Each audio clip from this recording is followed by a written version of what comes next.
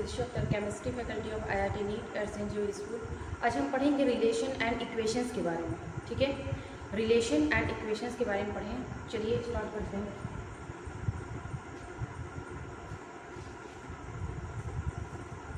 Relation and equation. ठीक है, relation and equation.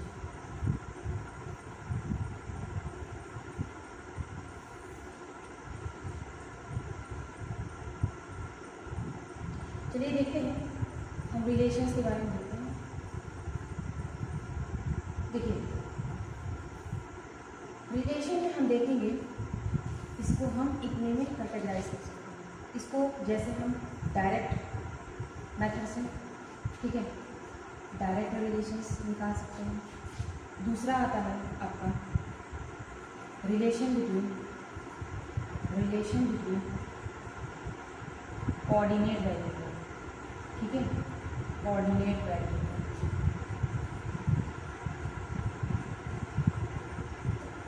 देखिए सर, इसको हम शॉर्ट में जानते हैं कि आपका कोऑर्डिनेट वेरिएबल क्या होता है एक्चुअली। ठीक है, चलिए देखते हैं। जैसे हम यहाँ पे अभी की बात कर रहे हैं, ठीक है, पहली बार हम बात करेंगे कोऑर्डिनेट वेरिएबल क्या होता है और पोटेंशियल फंक्शन क्या होता है। तो चलिए देखते हैं कोऑर्डिनेट वेरिएबल। ठीक है, कोऑर्डिनेट, और एक साइड हम देखेंगे पोटेंशियल। ठीक है, कोऑर्डिनेट वेरिएबल देखिए किसे कहते हैं, जैसे आपका जो डायरेक्टली मेजरेबल होता है, जैसे P हो गया, V हो गया, T हो गया, ये सब क्या होता है, डायरेक्टली मेजरेबल होता है। लेकिन इसमें क्या होता है, एंट्रोपी भी आता है। हम इसको एंट्रोपी भी इंक्लूड करते हैं इसमें। देखिए, एंट्रोपी इसको इंक्लूड करेंगे, लेकिन इसमें ये जो है डायरेक्टली मेजरेबल नहीं है। और ये क्या है, डायरेक्टली मेजरेबल है। ठीक है, ये डायरेक्टली मेजर नहीं है, लेकिन हम इसको इंक्लूड क्यों किए, हमको इससे क्या बनाना है, रिलेशन बनाना है इक्वेशन के फॉर्म में। ठीक है, इसलिए हमको इंक्लूड करना पड़ा। अब हम आगे देखेंगे कैसे इसका यहाँ यूज कहाँ होता है। ठीक है, अब पोटेंशियल का हम बात करते हैं। पोटेंशियल में जैसे इंथैल्पी हो गया, internal energy, gives energy, Helmholtz energy. ठीक है, तो ये पोटेंशियल फंक्शन में आते हैं आपके। इसको बोलते हैं कोऑर्डिनेट वेरिएबल या पोटेंशियल। ओके, चलिए अब हम देखेंगे आपका ये हो गया। तो आपका जो कोऑर्डिनेट वेरिएबल, ठीक है, जैसे P हो गया, V हो गया, T हो गया एंड S। अब हम क्या करेंगे, इनको जैसे आपका पोटेंशियल जो वेरिएबल होता है, पोटेंशियल वेरिएबल। ठीक है, पोटेंशियल वेरिएबल को हम पोटेंशियल फंक्शन कह सकते हैं। इसको पोटेंशियल फंक्शन जैसे H, U हो गया, internal energy, gives energy, Helmholtz energy, ये सबको हम क्या करेंगे, इन टर्म में हम देखेंगे कि क्या होता है। ठीक है, इसके टर्म में हमको देखना है। और इसी तरीके से इसका अपोजिट भी, इससे ये भी हम देख सकते हैं। तो अभी हम आगे देखेंगे क्या होगा। ठीक है, तो चलिए हम देखते हैं। पहले हम स्टार्ट करते हैं डायरेक्ट रिलेशन में आते हैं। ठीक है, डायरेक्ट रिलेशन, चलिए देखेंगे डायरेक्ट रिलेशन।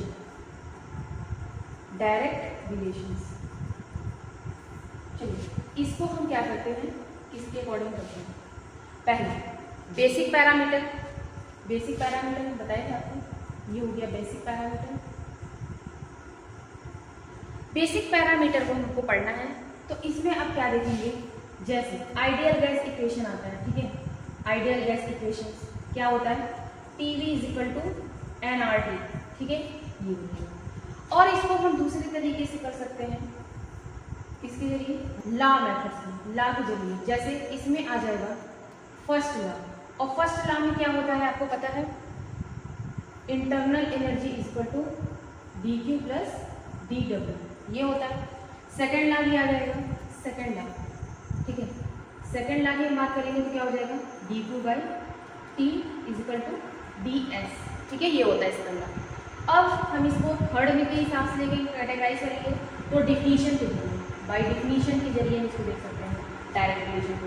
डिफिनीशन के जरिए जैसे हीट और वर्क, जैसे अगर वर्क की बात करूँ, वर्क हो गया, इसमें हम वर्क की बात करें तो वर्क में TW = -P × dV हो जाएगा। ठीक है, अब हम क्या करेंगे, जैसे पोटेंशियल की बात करेंगे, जैसे जो आपका होता है डिराइव्ड मेजर।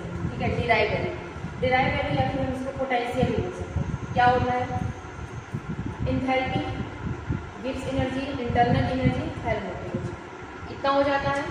तो चलिए अब हम देखते हैं इसके बारे में कि जो बेसिक पैरामीटर है P V equal to N R T हो गया, और सेकेंड लॉ हो गया, फर्स्ट लॉ हो गया आपका, ठीक है, ये वर्क हो गया, ये सब के जरिए से आपका क्या फॉर्मूला फॉर्मेशन होता है। जैसे अगर मैं बात करूँ तो इसका फार्मूला लिखते हैं, D H equal to U plus P D V, और यहाँ पे डी सी इक्वल टू होता है आपका एच माइनस टी एस, और हेल्महोल्ट्ज एनर्जी का होता है आपका यू माइनस टी एस, ठीक है। जैसे ये हो गया आपके कोई फॉर्मूला, ठीक है।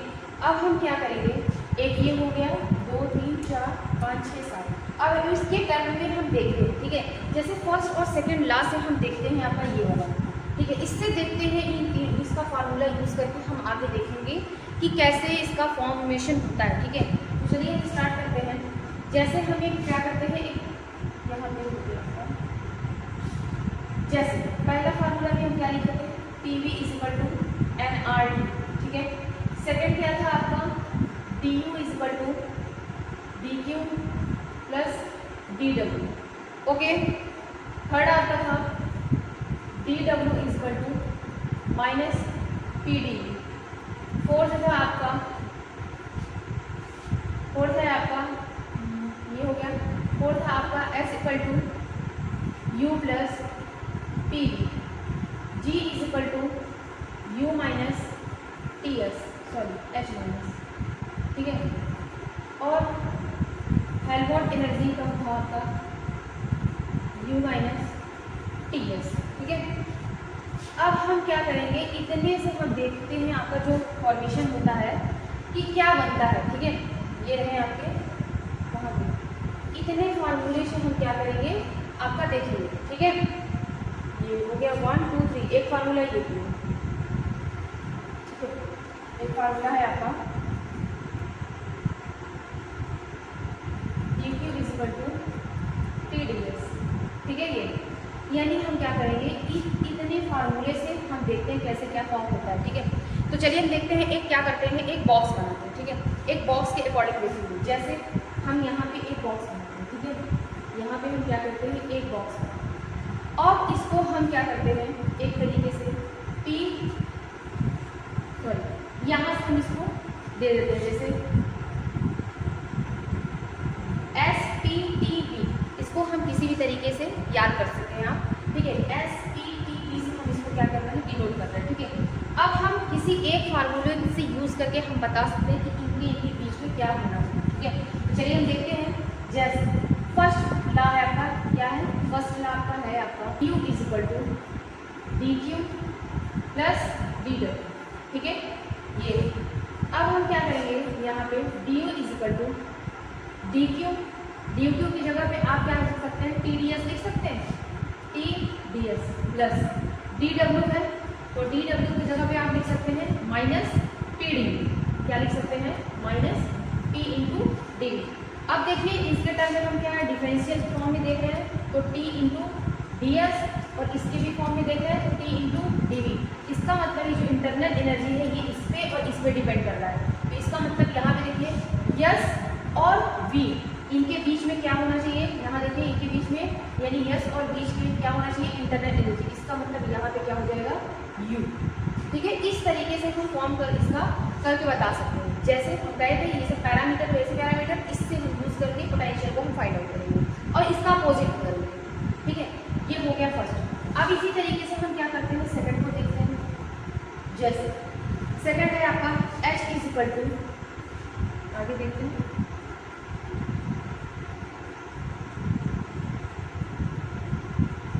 सेकंड है आपका H equal to U plus P V, ठीक है। अब हम इसको क्या करते हैं, डिफरेंशियल करेंगे, डी एच इक्वल टू हो जाएगा D you plus P V, ठीक है, ये हो जाएगा। अब हम इसको डिफरेंशिएट कर रहे हैं तो क्या हो जाएगा, डी एच इक्वल टू हो जाएगा डी यू प्लस, अब फर्स्ट इंटू सेकंड का डिफरेंशिएशन ये पता है आपको, यानी एक हो जाएगा डी पी इंटू वी और एक हो जाएगा D E V into P, ठीक है, ये हो जाएगा डिफरेंशियल। अब हम इसको आगे करते हैं, डी एच इक्वल टू, अब देखिए डी यू की जगह पे आप क्या लिख सकते हैं, डी यू की जगह पे हम क्या लिख सकते हैं, ये लिख सकते हैं, डी यू की जगह पे आप लिख सकते हैं T D S minus P D V, ये लिख सकते हैं। और ये ऑलरेडी आपका क्या है, D P into B plus D V into P. अब क्या हो जाएगा, ये और ये कैंसिल आउट, तो आपका क्या बचा, यानी D H is equal to हो गया आपका T D S plus V into D P. इसका मतलब आप देख रहे हैं यहाँ पे एच जो है वो एंट्रोपी पे और प्रेशर पे दोनों पे, यानी आप यस और पी देखिए कहाँ पे है, यस और पी, इसके बीच में क्या होना चाहिए, एंथैल्पी, ठीक है। तो यहाँ पे हो जाएगा एच। इसी तरीके से हम इसको यूज करते हैं, ठीक है।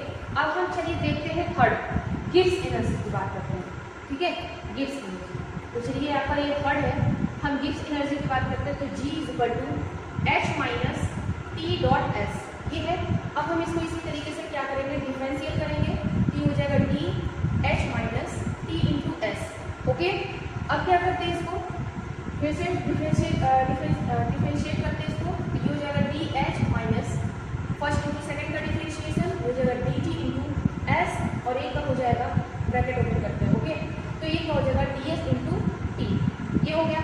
अब ऑलरेडी आप जानते हैं डी एच की जगह पे हम लिख सकते हैं टी इंटू डी एस और plus V into D B और minus D T into S और ये minus D S into T, ठीक है। ये अब क्या करेंगे, ये कैंसिल आउट, तो आपका क्या बचा, यानी D C is equal to V into D P minus D T into S, ठीक है। इसका मतलब जो गिब्स एनर्जी है वो प्रेशर और टेम्परेचर के बीच में, ठीक है। तो अब देखिए प्रेशर और टेम्परेचर कहाँ है, यहाँ पे, तो यहाँ पे क्या होना चाहिए, जी गिब्स एनर्जी, ठीक है। इस तरीके से हम क्या करते हैं, फाइंड आउट करते हैं। अब क्या करेंगे, हेल्महोल्ट्ज एनर्जी का भी हम देखते हैं, ठीक है। हेल्महोल्ट्ज एनर्जी का भी आप आगे देखेंगे आप, तो इस तरीके से इसका भी हो जाएगा। यहाँ हम देखते हैं,